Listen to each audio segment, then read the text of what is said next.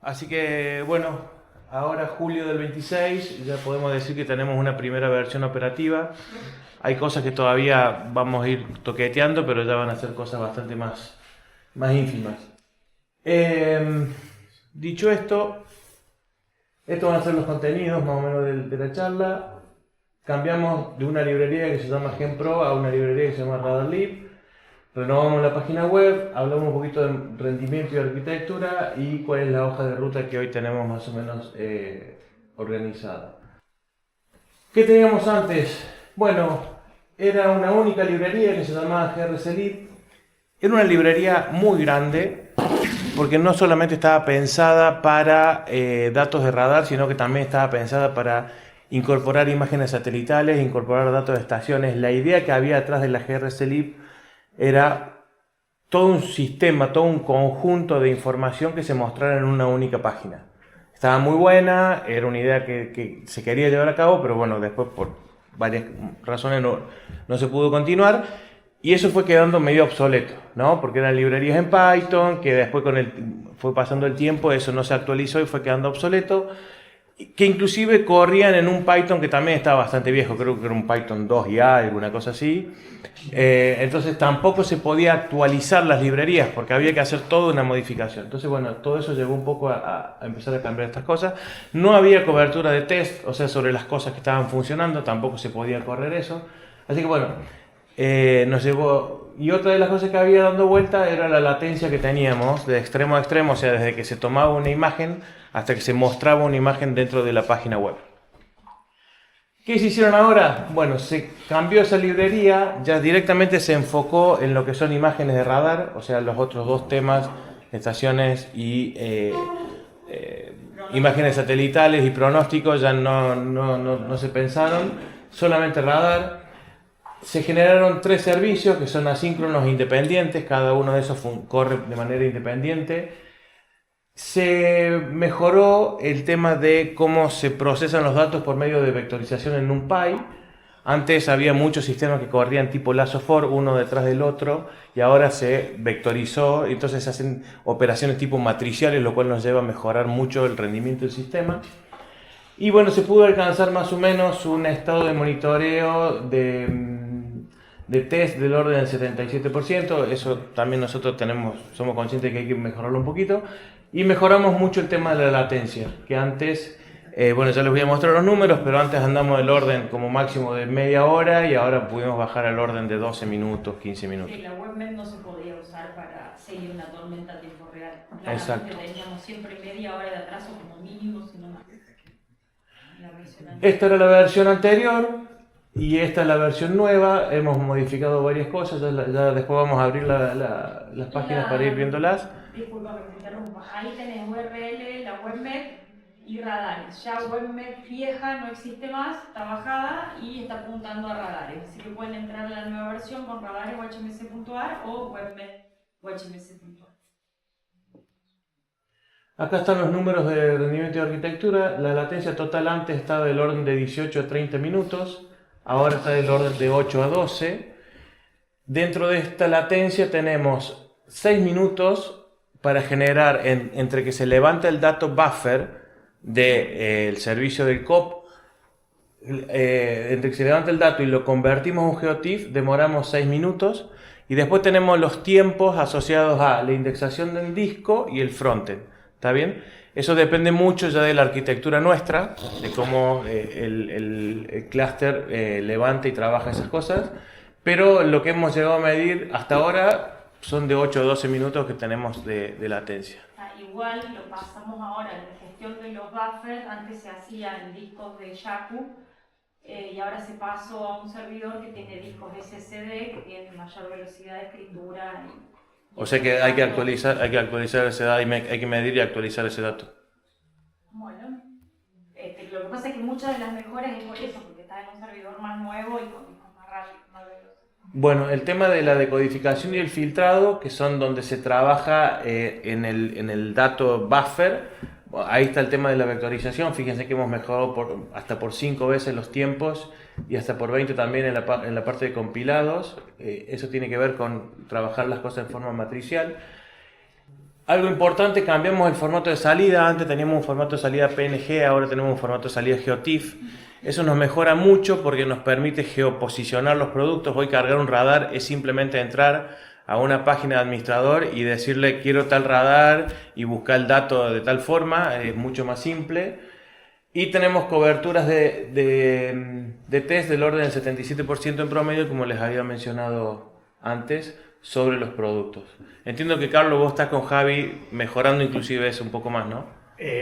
Lo que estoy haciendo en este momento, más que nada, es tratar de ver qué cosas se pueden mejorar de la documentación y a partir de la documentación tratar de automatizar, en principio, el proceso de diagnóstico para que nosotros podamos saber si hay una falla, los operadores podamos saber qué es lo que está fallando y en una segunda instancia tratar de automatizar el proceso de deployment, así las nuevas características se deployan en forma automática y no requieren intervención manual, que siempre es propensa a errores. Bien. Así que de momento lo que yo me estoy enfocando más que nada es eso, porque es una aplicación grande, para mí desconocida, un dominio que yo no manejo, que son los radares, así que Javi muy amablemente ayer me estuvo explicando algunos detalles. Hay mucho que aprender para poder mantenerla funcionando y para poder actualizarla en el tiempo. Bueno, hablame cuando haga falta con Sí, eso, ¿no? Sí, no, Javi tuvo total predisposición, todo lo que le pregunté me ha respondido, se tomó la deferencia de también tener un meet conmigo, así que va. Buenísimo. Estos tres servicios de los que hablábamos recién tienen que ver con la descarga de las conexiones de FTP, del FTP de la gente de Dorrego, del procesamiento, de cómo se monitorea y se decodifican los buffers, y de los productos que son los que se interpolan para generar los callback, los archivos GeoTIFF de los distintos datos de radar. Algo importante mencionar, cuando uno pasa de una imagen PNG a un archivo GeoTIFF, tiene que de alguna manera interpolar los datos. Bien, nosotros originalmente en radar uno tiene lo que se conocen como coordenadas de antena, que son todas coordenadas polares, o sea, uno tiene un as que tiene un determinado azimut y tiene un determinado rango, o sea, distancias celda a celda, entonces son todas coordenadas polares, y lo que se hace en este caso se trabaja en coordenadas cartesianas, pasamos de coordenadas polares a coordenadas cartesianas. Para hacer ese paso, lo que hacemos es hacer una interpolación sobre una grilla cartesiana donde el píxel queda de 1 kilómetro por 1 kilómetro en la base y por 600 metros de altura. Ese es el tamaño del píxel que hoy tenemos en los datos de radar, y la interpolación se hace por un método del vecino más cercano. En un momento habíamos empezado a trabajar y decidimos hacer una interpolación teniendo en cuenta todos los píxeles alrededor del píxel que queremos definir, pero eso nos llevaba a trabajar con un promedio de 27 píxeles alrededor, casi 30, ¿no? Porque tenemos, si pensamos en un cubito alrededor del punto donde queremos interpolar, tenemos 3x3x3, entonces tenemos 27 píxeles alrededor y teníamos que hacer un promedio sobre todo eso, y eso nos llevaba mucho tiempo de trabajo en la interpolación. Aparte de que estábamos, sobre todo en los extremos de los datos, estábamos metiendo como mucho ruido y mucho invento de datos porque estábamos usando información que no existía. Entonces, eso nos llevó, después de algunas charlas y algunas idas y vueltas, a tomar el método del vecino más cercano y con eso poder estimar los GeoTIFF. Y si le vas haciendo zoom, ¿a qué resolución llegas en el píxel? A 1 kilómetro. ¿1 kilómetro por 1 kilómetro? Sí, por 600 metros de elevación. Obviamente se puede bajar eso, ¿no? Uno podría decir, bueno, quiero hacerlo a 500 metros y lo podemos hacer. No, pero 1 kilómetro es espectacular. No, bueno, está bien. Sí, está buena la resolución, me parece que es compatible inclusive hasta con datos de imágenes satelitales, lo cual después nos puede servir para hacer macheo, que siempre fue un problema decir cómo lo hacemos. Pero digo, tenemos la capacidad de mejorar la resolución esa, pero hoy no sé si tiene sentido, la verdad, habría que evaluarlo un poco. Y aparte pensar que tiene un costo computacional, ¿no? Que no solamente computacional, sino de almacenamiento también. Entonces, bueno, acá un poquito más lo que se hace de la interpolación de la grilla, lo que les conté recién. ¿Qué capacidades sumamos? Bueno, un panel de administración, donde acá tenemos una gestión centralizada de la configuración del sistema. Podemos dar de alta mapas de color que antes no podíamos. O sea, hoy ustedes, los que trabajan en la parte de meteorólogos, los que trabajan con los datos, si quieren, yo después les vamos a enseñar cómo, se pueden generar mapas de color nuevo para cada una de las variables de los radares, que eso queda guardado como usuario, así que eso queda ahí disponible. Agregamos un concepto de radar único a pedido de los chicos de meteorología, que es picar sobre un radar y que se abre una ventana donde administramos las capacidades de transparencia y de datos de polarimetría, que si bien en la página web convencional están disponibles los datos de polarimetría, no se pueden superponer juntos. En cambio, cuando trabajamos con un radar único, ahí sí habilitamos todas esas capas. Habilitamos un concepto de suavizado gaussiano, que este es un concepto, digamos, para mejorar por ahí la visualización si uno quiere hacer alguna presentación o algo. Suaviza el dato, en vez de ver un cuadradito, un píxel, aplicamos un suavizado para mejorar eso, se ve más lindo nada más. Bueno, yo dije los mapas de color e incorporamos el modo vigilancia para poder visualizar en todos los radares del país a 480 kilómetros de radio. Entonces, hoy por hoy, desde el punto de vista de uso de recursos, ya estamos trayendo todos los buffers. O sea, ahora ocupan más espacio que lo que veníamos ocupando antes. Sí, sí. Necesitamos más cosas. Sí, también los buffers, el sistema los convierte en NetCF. Sí. O sea, no solo tener el buffer, sino también los NetCF. Bueno, esas cosas son un poco las que hay que tener en cuenta a la hora de hacer los números del convenio Claro. Sinarame, por el tema de los mantenimientos de los espacios en disco y todas esas cosas que van a hacer falta para ir manteniendo el sistema. La semana que viene, porfa, Mariela, Nevelis, y Carlos, Saludo, quien sea, hagan un presupuesto pensando que Paje no existe.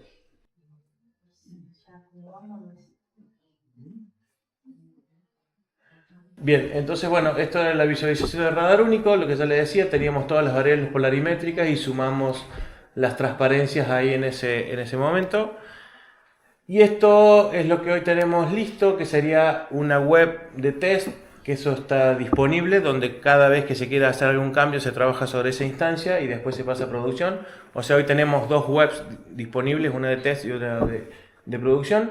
¿Qué es lo que se quiere hacer o qué estimamos poder continuar? Bueno, se puede continuar con la parte de filtros de clutter, que es algo que hay una idea de cómo hacer un filtrado de todo el clutter de los radares a nivel país.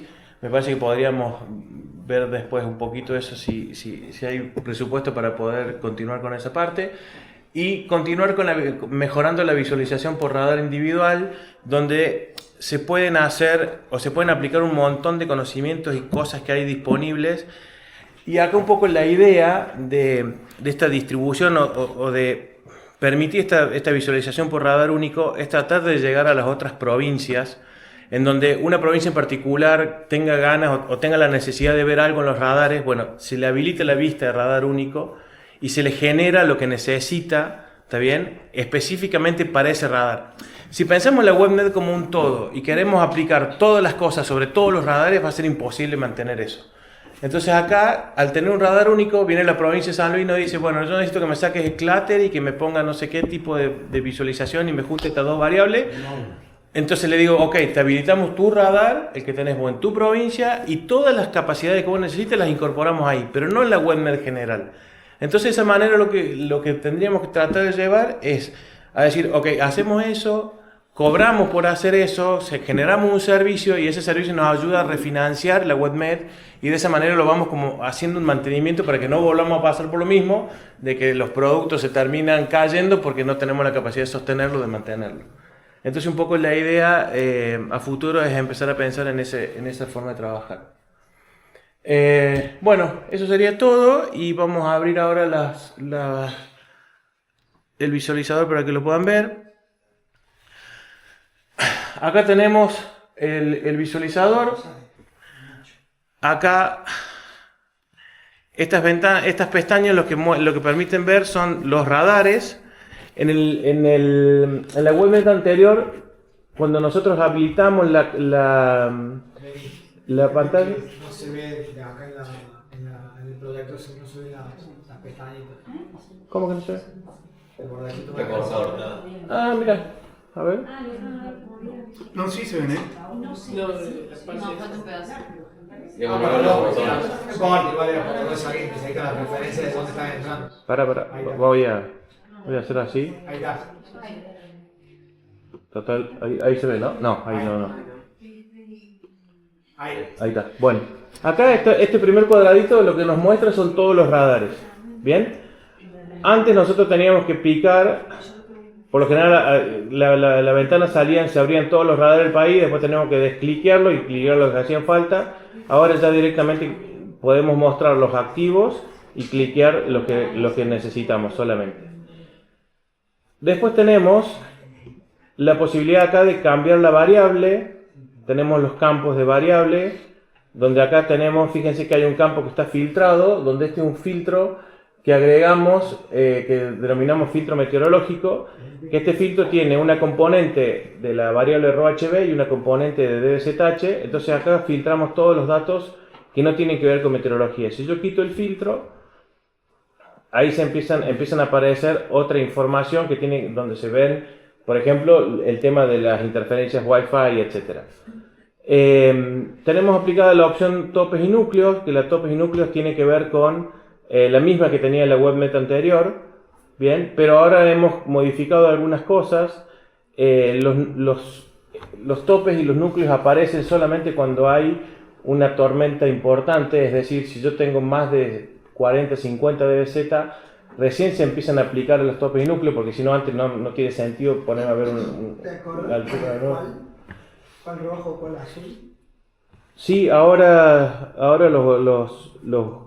mantuvimos los colores igual, ¿no? El rojo tiene que ver con el tope y el azul con el núcleo.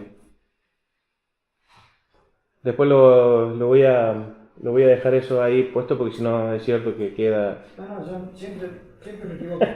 Sí. Sí, es cierto. Y todos preguntan, ¿qué es eso? Después tenemos la capacidad de cambiar los mapas de colores acá adentro. Acá hay que definir mapas. Uno podría, por ejemplo, tomar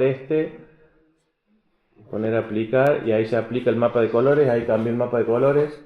¿Está bien? Pero bueno, eso queda después a gusto de cada usuario qué mapa de tomar.